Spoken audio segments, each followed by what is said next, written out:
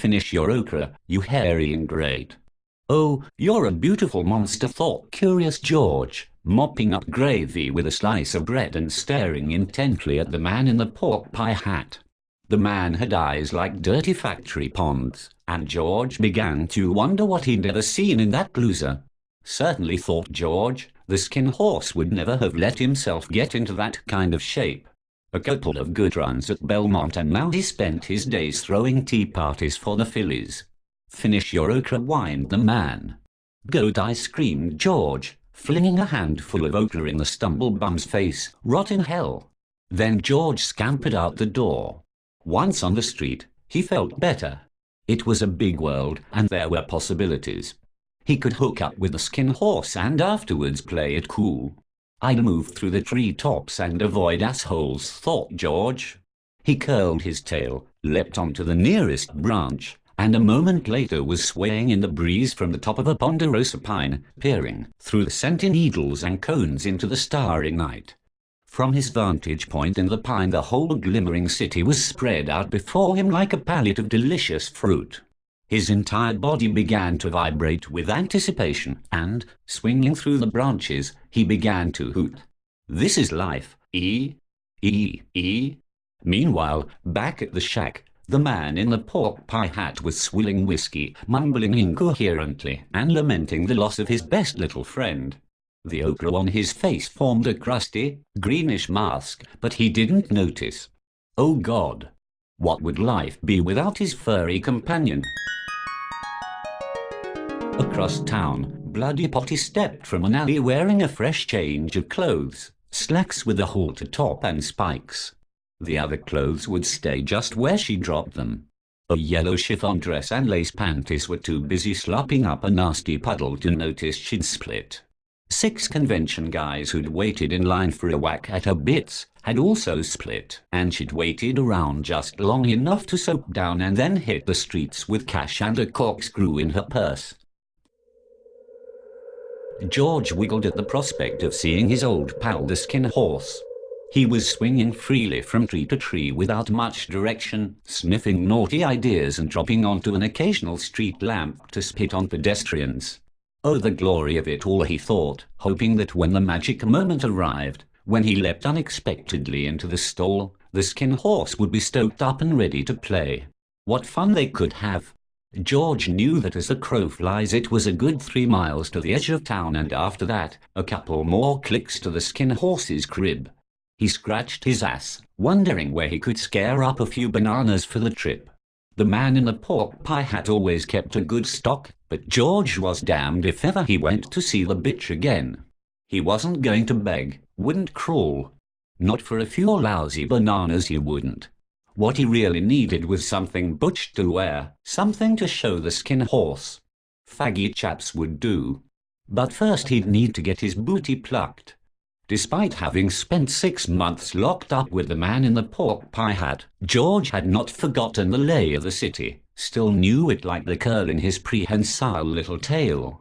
He could get his butt mowed at the nut hut, and then swing by It's a Monkey thing and get down with some badass threads. In the way of cash, George was bereft, but he still had a head of extremely sticky tricks, so it wouldn't be a problem. As soon as his rump was smooth, he'd stink up the place like a ruptured gas main, then slip out a window. This world is so easy, mused George. Scampering through the treetops, George made it uptown in 3 shakes of a monkey's tail, then sashayed through the nut hut's door like he owned the place. I'd like a wax job, he purred to a stupid-looking blonde at the counter. With his backside buffed to a miracle, George ripped off a vicious fart and ran out of the place. That place stank, he complained peevishly. Meanwhile, back at the shack, the man in the pork pie hat was sobbing into the phone. He's gone, left me, he cried. Jerry at the intervention line recognized the tone. Let's talk about it, he said. What's your name? I don't have a name, fucker. I'm just the man in the pork pie hat. That's okay as long as you're okay with it, said Jerry. I'm not okay with it, you little bitch. Don't you understand, you dumb bastard? I am about to kill myself. There's time for everything, said Jerry. Let's talk about it. I am not going anywhere and I care.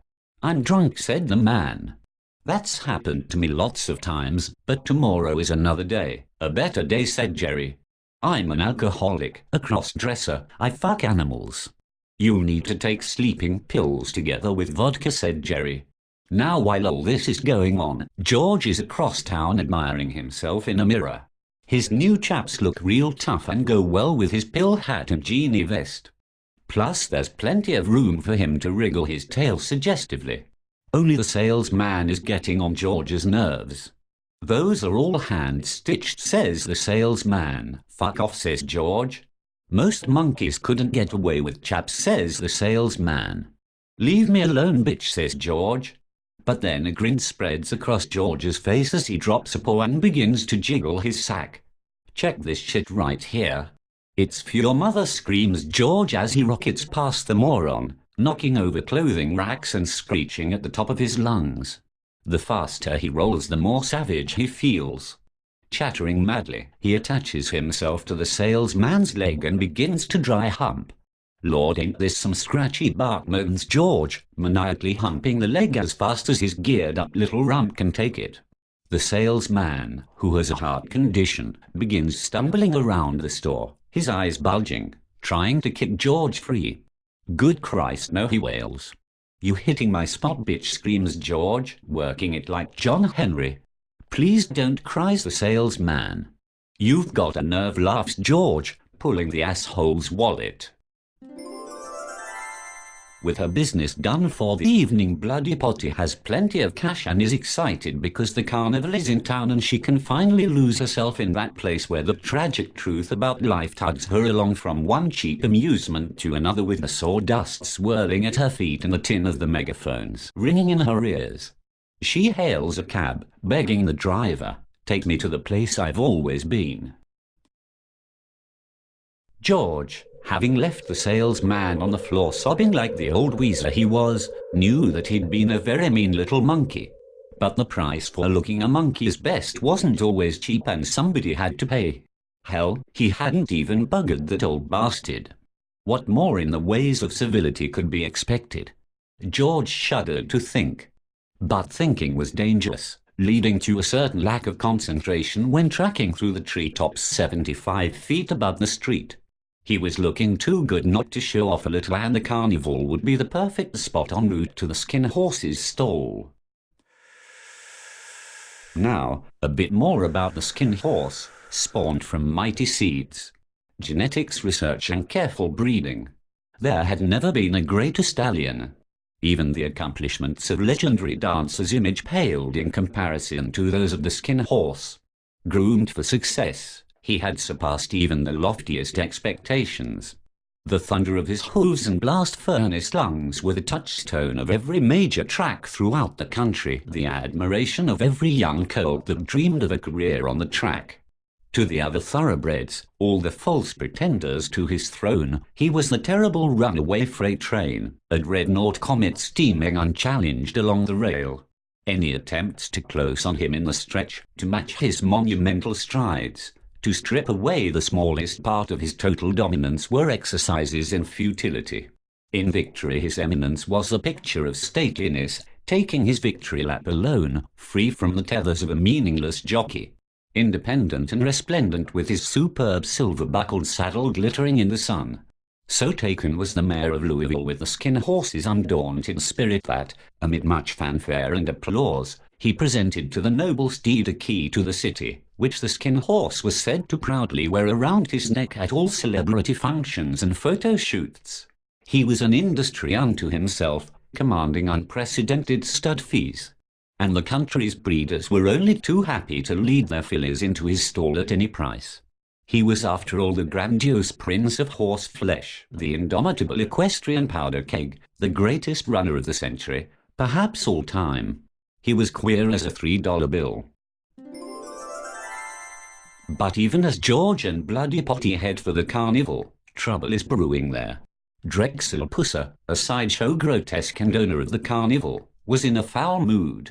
In his career he had consumed as many rodents as did his partner, the crowd-nauseating lobster boy. It was for this reason that Drexel and Lobster Boy enjoyed the billing of world's foulest geeks. But fame was fleeting. The fabled Lobster Boy met an untimely end at the hands of his club-swinging wife, beating his deformed body to pulp while he sat in a wheelchair, unable to raise a claw in defense, and then Drexel Pusa became sole custodian of Lobster Boy's memory and owner of the Wacky World Carnival. This is Pusa, an appallingly swollen, self-satisfied despotic vampire, with wormy fingers and pollution spewing from his mouth. But even as I speak, George has arrived at a Wacky World, and from his perch atop a light pole he is admiring all the wonders of the carnival, the mouth-watering aroma of roasted peanuts, the spinning pinwheels and gobs of cotton candy. Simply delightful. But where is a monkey to start? He needed a playmate, but all the people looked so mindless and dull. Oh, George is in luck. Here comes a woman with towering teased-up hair. That must have taken hours to construct, thinks George. I leap on it and flatten the whole thing. If she doesn't scream loud enough, I'll be. He curled his tail into a tight spiral and prepared himself. Closer, just a little closer, now jump. The woman's body went stiff as George landed. Clutching the sides of her face, she let her bladder go and screamed her husband's name in paralyzed horror. Harold, oh Harold. George slapped and tugged furiously at his prize, and Harold, trying to knock George away, inadvertently squashed a snow cone in his wife's face. Suddenly the entire hair let go and George found himself on the ground, gripping a dime store wig and staring up at the dumbfounded couple. "Ah!" screamed the woman, trying to cover her fuzzy skull with her hands. "Your head looks like a rotten coconut," laughed George, tossing aside the silly wig and running off to catch a showing of Squirt the Wonder Squid.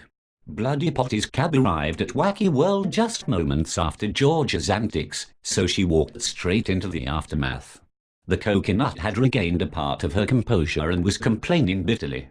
"I'll sue this fucking place," she shouted. Then she turned and glared toward her husband. "For Christ's sake, Harold, where were you? Anybody can see I am not a healthy woman. Yet you stand by like a limp dick and watch while I am attacked by a wild animal. Good God, what were you thinking? Oh Christ, never mind. I should know better than to expect your help when I need it. You were a fag when I married you 14 years ago and nothing has changed. Fuck you, Harold, just stay away from me." The slope-shouldered Harold, holding the remnant of her dirty wig in one hand and the smushed snow cone in the other, looked apologetically around at the group of onlookers who had begun to snicker with the coconut's diatribe.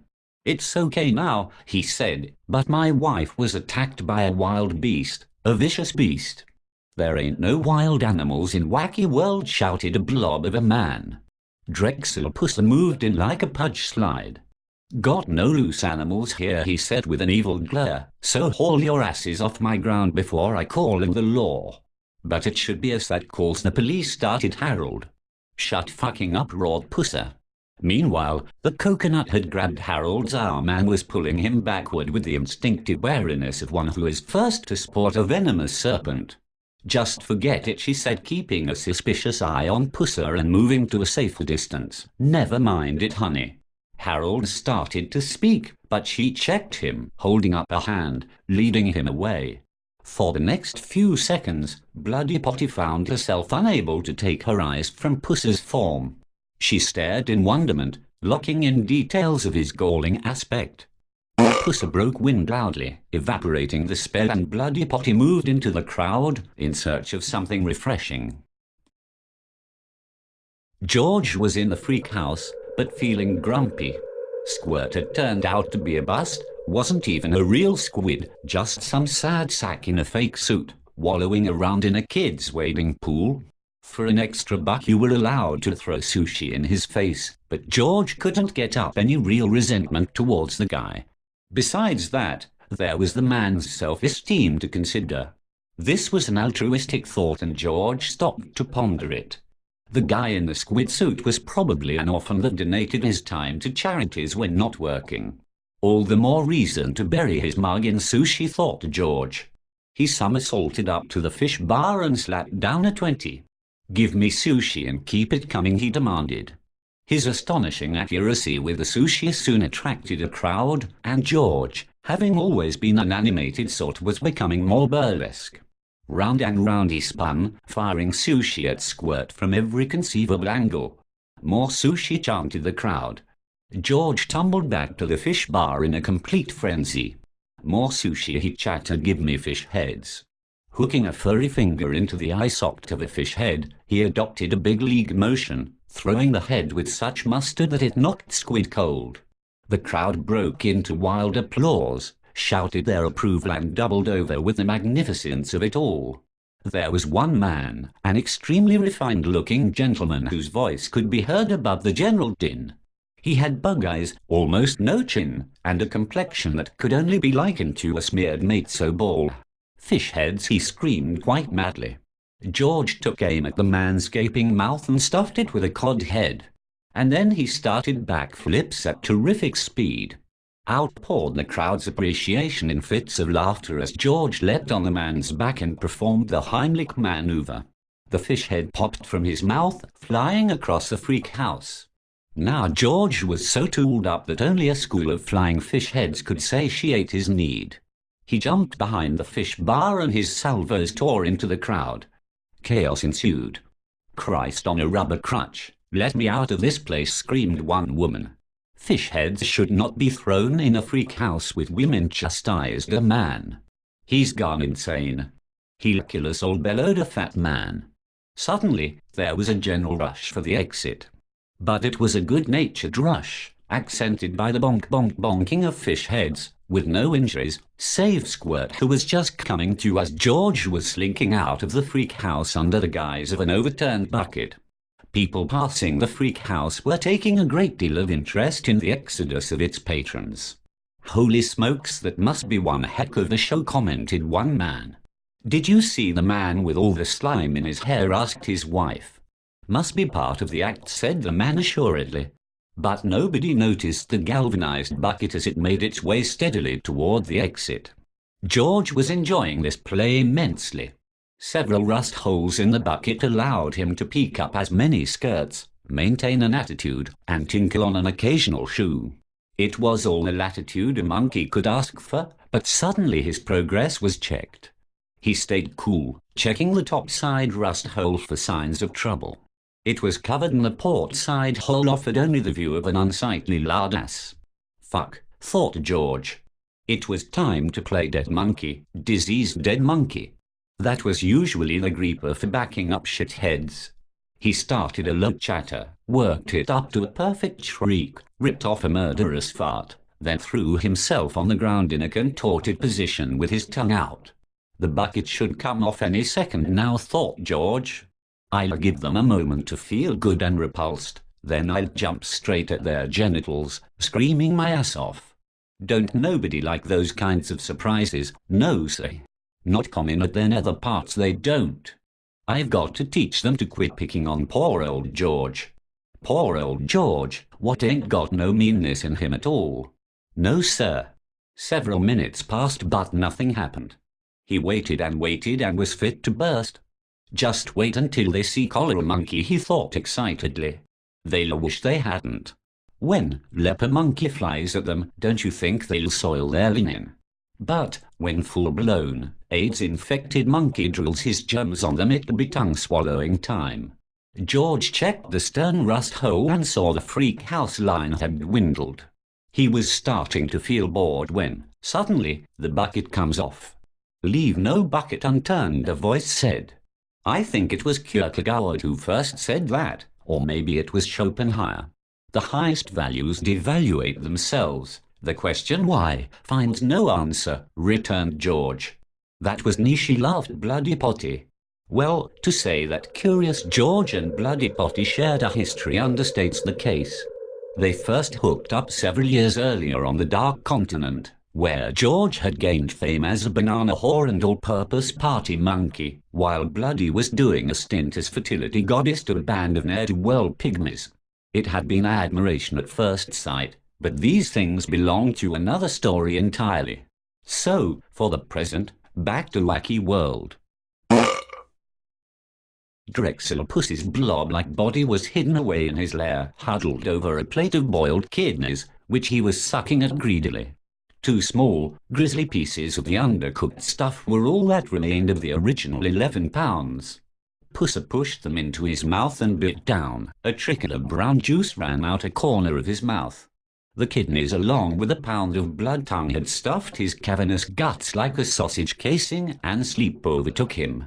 His head lolled, the jaw became slack, and his great stomach churned, groaned and squeezed at the meat, assembling the entire mass into a row of boxcar turds.